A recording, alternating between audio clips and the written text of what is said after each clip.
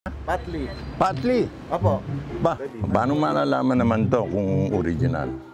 Ay, kung banaw ng PX, maganda. Marami ding original na anpa dyan, PX yun.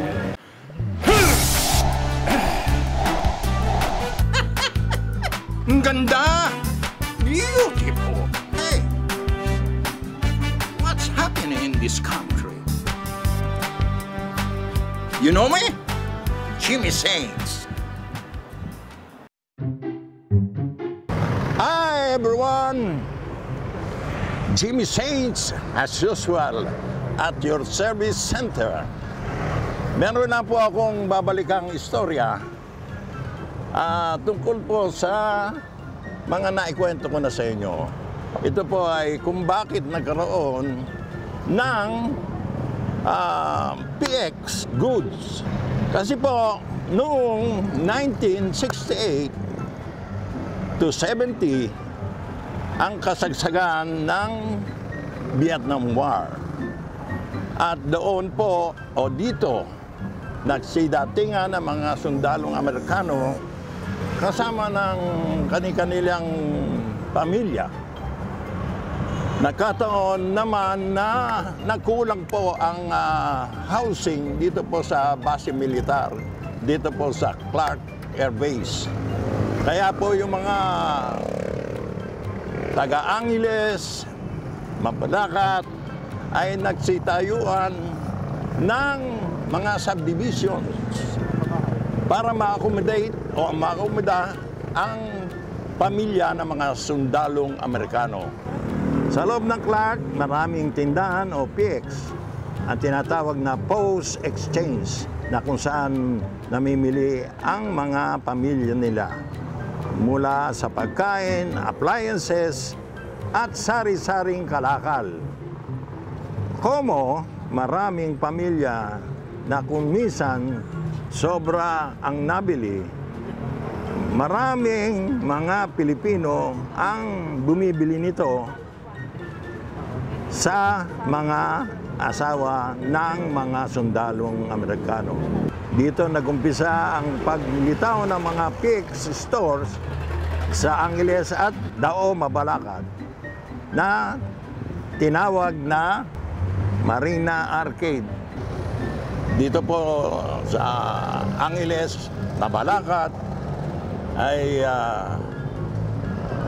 nagdaksa ng mga taga-Manila at ibang ang lalawigan ay dumaksa dito sa Mabalacat para mamili ng kanilang tinatawag na PX goods. Diyan po nag-umpisa yung PX goods. Kaya yung iba ay talagang ako inabot ko pa rin yung mga panahon na yun na kailangan ko, lalo na po yung kasuotan ng mga sundalong Amerikano. Kumpleto po yun. Pamula po sa head, sa mga ano nila dito, sombrero, mga uniforms, sapatos, lahat po, yung complete gear na tinatawag, ay nabibili po dito. Natigil lang po ito noong mga panahon na pumutok ang Mount Pinatubo. Kaya lang yung mga Amerikano ay daglian nag-aalisan at sumunod doon ay mga ibang kalakal nila na iwan.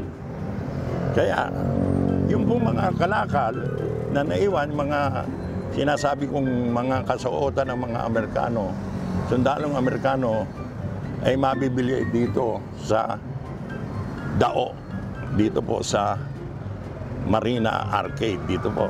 Sa makahabaan po nito, mahaba po yan Mamaya, tatanungin natin yung mga talagang mga matagal na rito. Opo, sundan niyo po ako. Okay?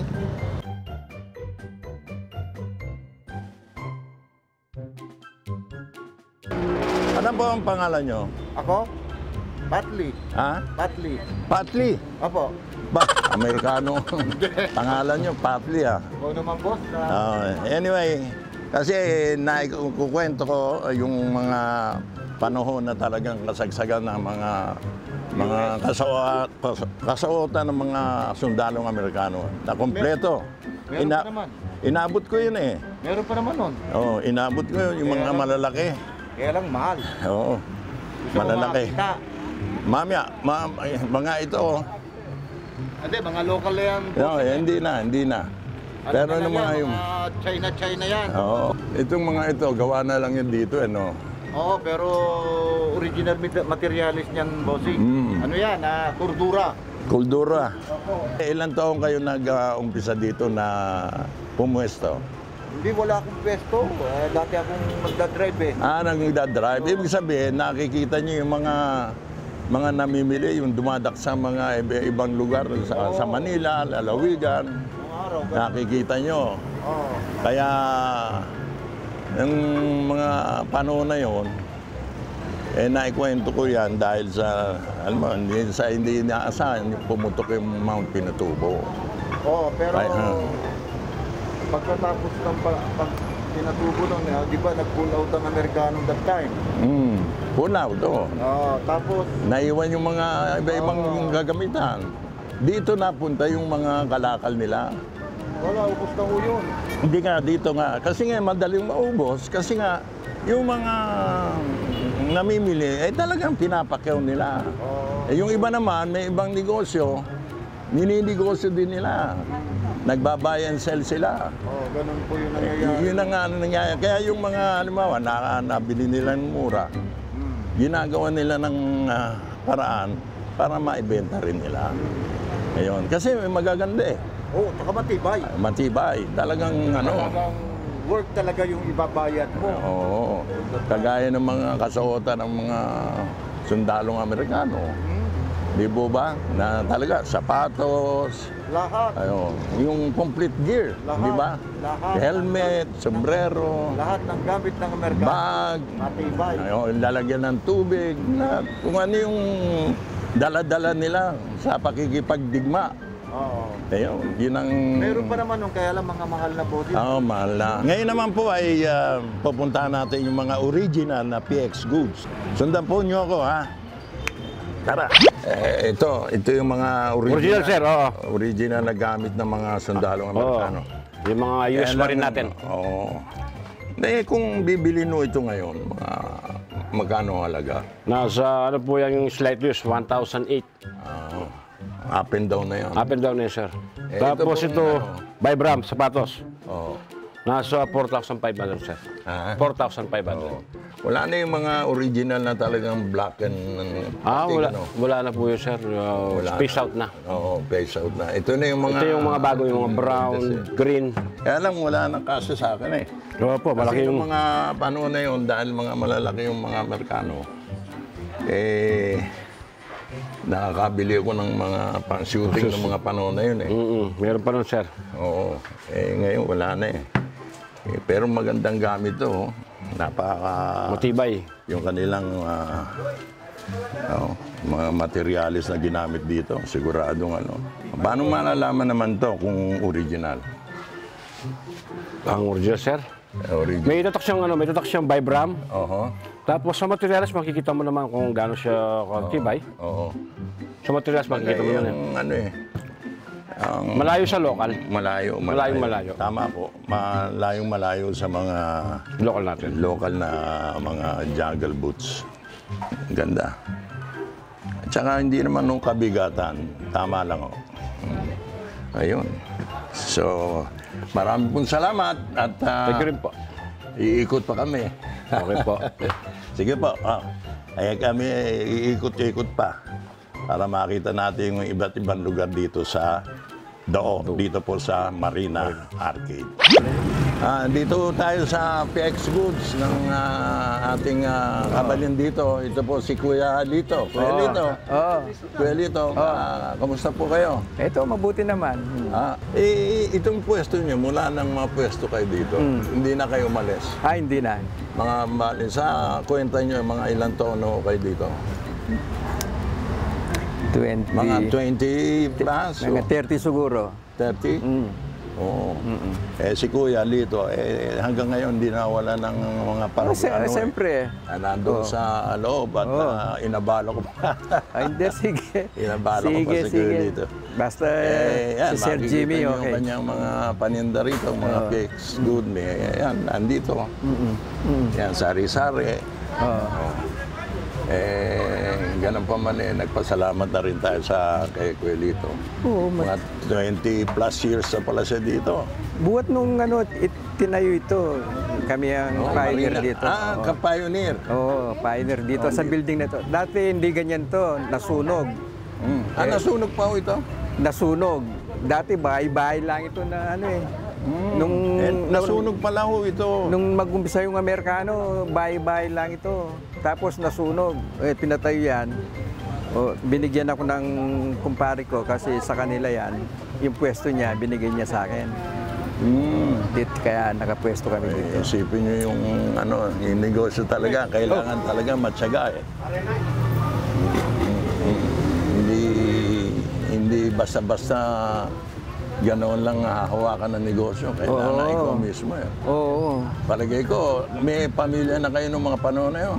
Oo, tapos na lahat yung pamilya ko. Hindi, yung siyempre nag-umpisa kayo dito. Oo, meron lang ako.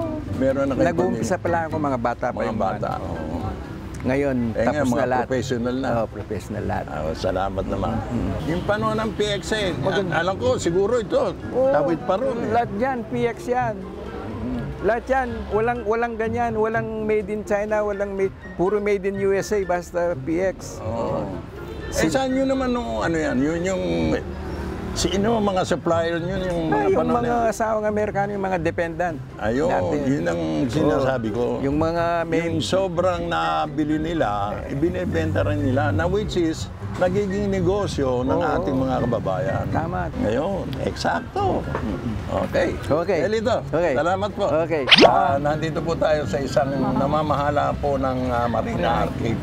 Yung kabuuan po ng Marina Arcade. Gusto ko sana ipakita lahat yung mga kabuuan nitong yung tindahan dito. Nowadays, puro halos military supplies yung ng mga items natin dito. Pero may natitira, katulad ng interview mo dito, may natitirang PX, siguro mga 3 stalls na lang. Pero before, panahon ng mga Amerikano, itong Marina, parang warehouse ng original na PX. Kaya lahat ng mga basketball players, artista, before going to Baguio, dadaan sila dito. After Baguio, dadaan naman ulit sila going back to Manila. Back and forth, no? Oo, dadaan sila dito. Ayun, yung istorya nito dahil sa dito talaga nagdaksa ng mga iba't ibang lugar ng ating lalawigan. Dito namimili dahil alam nila maganda, mura at saka mga original. At saka original. Kasi nagkaroon tayo ng American base dito sa Clark eh. Kaya alam nila original yung mga PX natin dito. And nowadays, medyo commercial na. Hindi na totoong mga madalang, yung mga balikbayan, yung bagsak nila dito. Kaya Ate Nelia, ito mga original. Marami ding original na pa dyan, PX. Nakakatuwa naman tingnan hanggang ngayon nandiyan pa rin yung mga kababayan natin na talaga nagtsatsaga. Despite na nangyari yung putok ng pinatubo. Yes, sir. Talagang Pilipino hindi talaga patatalo Talagang tatayo para mabuhay Correct, sir. Yan ang buhay ng Pilipino. Hindi pwedeng sumuko sa lahat ng laban.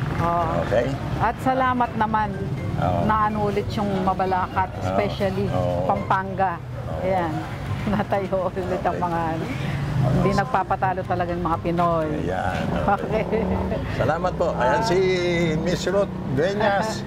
Pag may kailangan mga uniform ng mga military police natin, dito sila sa Bicol. Dito din, ang punta nila, Talagang dito dahil bukod sa mura, original pa. Tsaka yung mga maraming generator dyan, yan. Yung mga laging brown out, dyan ang takbuhan nila. Yan. Muli po, Jimmy Saints at your service center loves you 3 times a day. Mabuhay! God bless you more.